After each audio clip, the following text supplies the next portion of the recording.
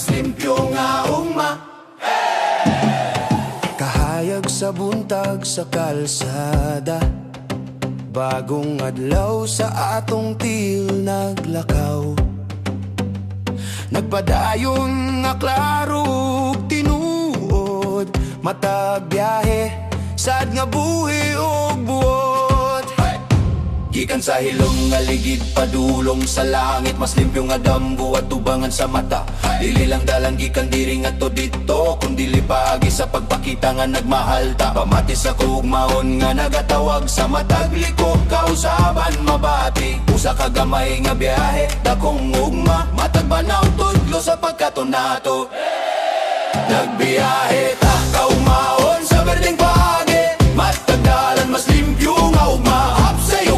Padayon ta sa unahan, maguyog ta sa paghulma sa musunod. Nagpili ta sa kaugmaon sa berdeng pagi, walay polusyon paglaom nagalihok. Matag biyahe, importante karon kini ang atong paagi, kini ang atong panahon.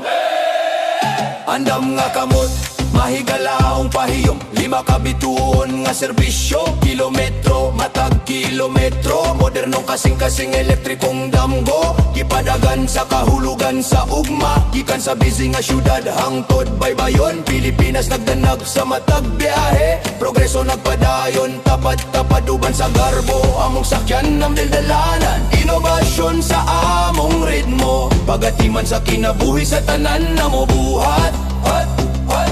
Paglihok sa tawo, paglihok sa kaugmaon,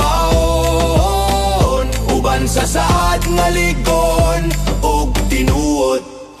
Nagbiyahe ta sa kaugmaon sa berdeng pagi, matag dalan mas limpyo nga ugma. Hapsay ug hilom, padayon ta sa unahan, maguyok ta sa paghulma sa musunod. Nagpili ta sa kaugmaon sa berdeng pagi, walay polusyon paglaom nagalihok. Matag biyahe, importante karon kini ang atong paagi, kini ang atong panahon.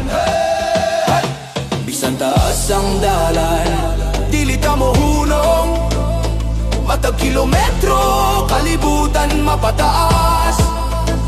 Gamay nga pagpili, dakong kausaban. Usaha pa berding yahe,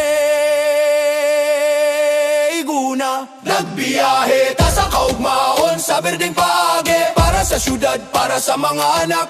Limpyo ug hilom, ligon ug mapinanggaon, mas maayong ugma magsugot karon. Pili ta sa kaugmaon sa berdeng pagi, Pilipinas mitindog nagiusa.